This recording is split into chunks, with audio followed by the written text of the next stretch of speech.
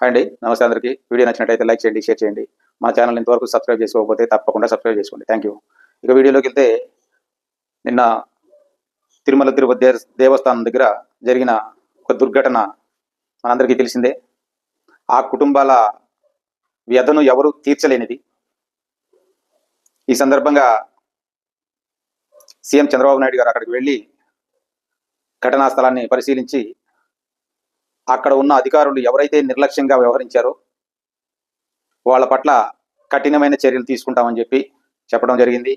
అలాగే హాస్పిటల్లో ఉన్న పేషెంట్లను కూడా తను పరామర్శించి వాళ్ళ బాగోగులు తెలుసుకోవడం జరిగింది. ఇమీడియట్గా చనిపోయిన 6 కుటుంబాలకు ఒక్కొక్కరికి 25 లక్షల రూపాయల చొప్పున ఎక్స్‌గ్రేషియా ప్రకటించడం, సీరియస్గా దెబ్బలు తగిలిన వాళ్ళకు కూడా 8 లక్షలు గాను, అస్వస్థతకు గురైన వాళ్ళకు కూడా ఒక 2 లక్షల రూపాయలు గాను ప్రభుత్వం తరఫున ప్రకటించారు. అక్కడ ఎవరైతే నిర్లక్ష్యంగా వ్యవహరించారో వాళ్ళ మీద కఠిన చర్యలు తీసుకోవడం కూడా జరిగింది. కొంతమందిని సస్పెండ్ చేశారు, ఒకళ్ళిద్దరిని బదిలీలతో ఆపేశారు.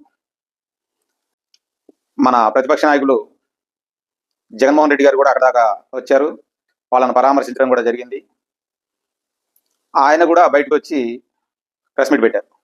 ప్రెస్ మీట్ పెట్టినప్పుడు ప్రభుత్వాన్ని విమర్శించడంలో తప్పులేదు, ఖచ్చితంగా అక్కడ ఆ నిర్లక్ష్యం కనపడుతోంది. కానీ ప్రభుత్వాన్ని విమర్శించడం అయిపోయిన తర్వాత కనీసపు మానవత్వం లేకుండా అక్కడి నుంచి వెళ్ళిపోవడం జరిగింది. కనీసం రామచంద్ర యాదవ్ గారికి ఉన్న ఇంగిత జ్ఞానం కూడా మన ప్రతిపక్ష నాయకుడు లేనందుకు చాలా బాధాకరం. మనం ఇంత ఆర్భాటం చేసుకుని ఆ 10 నిమిషాలు సొల్లు చెప్పడానికి అక్కడ పోవడం తప్ప 5 సంవత్సరాలు సీఎంగా చేశాం, ప్రస్తుతం ప్రతిపక్ష నాయకుడిగా ఉన్నాం. కించెత్తైనా మానవత్వం ఉండక్కర్లేదా? వాళ్ళకి తక్షణ ఆర్థిక సాయం కింద కనీసం ఒక మనిషికి 50,000 ప్రకటించలేకపోయారా? మన సొల్లు చెప్పుకోవడానికి, మన హంగు ఆర్భాటాలు చూపించుకోవడానికి అక్కడ మనం వెళ్ళిన విశేషం ఏంటి? మనకిచ్చిన స్లోగన్స్ ఏంటి? కనీసం బయలుదేరేటప్పుడు క్యాడర్కి కనీసం ఇదిగో ఇట్లాంటి సిచ్యువేషన్లో ఇది ఉండకూడదు అని కూడా చెప్పుకోలేమా? ప్రజలందరూ ఆలోచించరా? అక్కడ శవాల మీద చిల్లరేరుకోవడానికి వెళ్ళారా? వీళ్ళు వాళ్ళని పరామర్శించి ఎంతో కొంత మనకు చేతనైన వరకు సాయం చేయాలి కదా. ఏమైనా ప్రకటించినట్టుందా? ఎక్కడుంటుందిలేండి. మనకు ఉదువు తుఫానప్పుడు 1 కోటి రూపాయలు ప్రకటిస్తే ఎక్కడా పైసా ఇచ్చింది లేదు. మొన్న విజయవాడ ఘటనకి 1 కోటి రూపాయలు అన్నాం, కనీసం ఒక పులిహార ప్యాకెట్ ఇవ్వలేదు. వైసీపీ నాయకులు ఒకదానికి ఒకటి కొంత లేకుండా మాట్లాడతారేంటండి?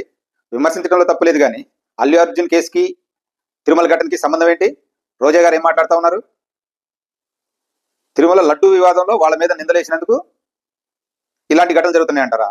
అలాగైతే వివేకానంద రెడ్డి గారిని చంపి ఆ నింద మూసేసినందుకు మనకి పదవి పోయిందని ఒప్పుకుంటున్నారా జగన్మోహన్ రెడ్డి గారు? అందుకే మన కుటుంబం కూడా పూర్తిగా విచ్ఛిన్నం అయిపోయిందని మీరు నమ్మే యేసు ప్రభు భావించుంటారా? ఆలోచించండి. Thank you.